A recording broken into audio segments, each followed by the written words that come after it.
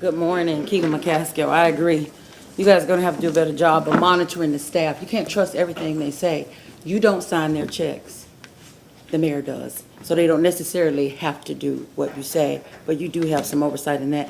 Another thing you need to watch is who comes before you.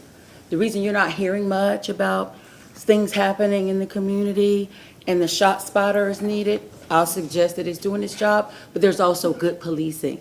The police department is engaging with the community more, and they're getting input from the community. But when you don't live in the area, you don't know that, and that's why you're not getting calls. I would submit their voice is not relevant, so be careful of people that do not live in this district. And I know that this is Tampa City Council meeting today. However, you wear two roles, or you wear two hats. And many of you have watched the city ignore the need of quality development, and also you've ignored that for 20-something years. We've seen no significant development in East Tampa. Don't tell me about a single home being built. I'm talking about significant development. You've also ignored the people, and you've allowed this to take place. You know, recently you allowed the staff to convince you to strip the voices of the community.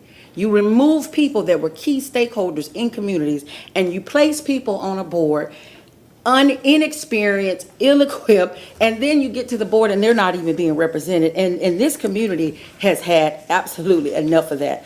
And what's happening now is that this new board that you placed in the CAC, they're there, they don't have enough information, and they're allowing what we were fearful of is they would use the CRA dollars that's been ignored for 21 years for the most part.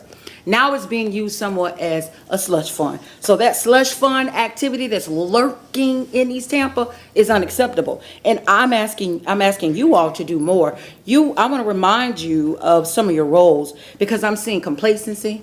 I'm seeing some downright laziness, as there's not enough engagement with the people that some of you elected to be on this board. This board has been forced to make some decisions with lack of experience, lack of information. You have a colonel who recently on Tuesday said, I don't have enough information to make a decision on a $9 million project. Even you all review certain projects twice before you make a decision. You have a woman that's in the housing development in this county, and they're saying, I don't have enough information to make a decision on a $9 million project. Another individual. So 5 of them said no, and 6 of them said yes. And you know what happened? They approved a $9 million project with a lack of information. They felt like they would be fiscally irresponsible if they approved this project, and even the staff walked around intimidating the individuals at the table and even requested that they tell a lie. Say that they came to your community, even though they didn't. Standing over them, say they came to your community so that this project can move forward. It's unacceptable. I need you to do more as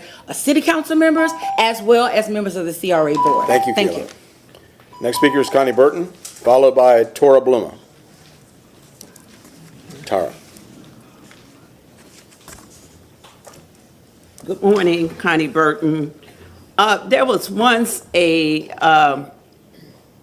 state attorney that bragged about how he had been so successful in reducing crime, in particular the city of Tampa, and that was by adjudicating more juveniles to the adult system.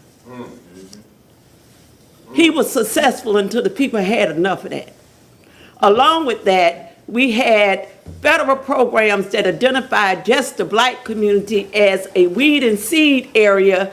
That meant that black people in particular that lived in those areas seeing misdemeanor crimes intensify to felonies.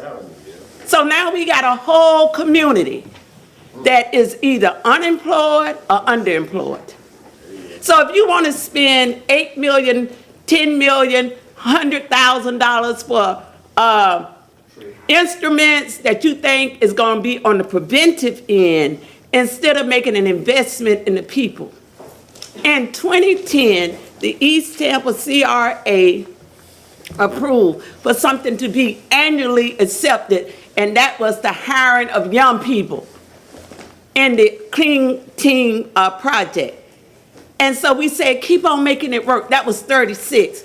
In 2020, we said, let's increase those numbers. We can't get there. We went to a community meeting the other night, sponsored by the city, to find out only 9 young people, 9, is ready for the summer youth employment come Monday.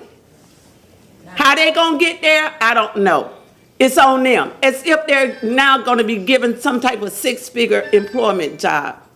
I wanna tell you that I'm hoping for a peaceful summer, but if we don't have one, it belongs to you. It belongs to you because you have the ability to be on the front end of making sure that our children can move toward negative behavior toward more positive behavior.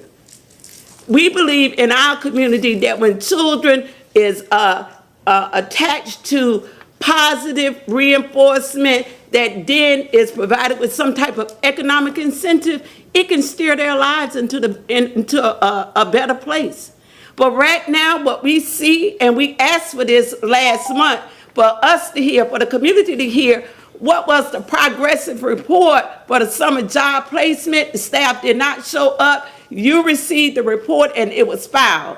If you're good with that, you continue on with that. But I'm telling you that the community is paying close attention. We understand how people don't want to assume responsibility for what's happening in the Black community, but it is real. We have been petitioning for our young people. We expect to see things done in a more positive way. Thank you, Ms. Burton. Next speaker is Tara Bluma, and then followed will be Marty Green. Go give it to her right now. Hi, my name is Marty Green with the Mobility Department. These signs have been down since the hurricane, and the city of Tampa been taking FEMA money, and they forced us to sign the papers saying that we was working. So now that we've been taking the FEMA money, saying that we've been working, and we go back, the mayor made an executive order for us to work all hands on deck within the money in.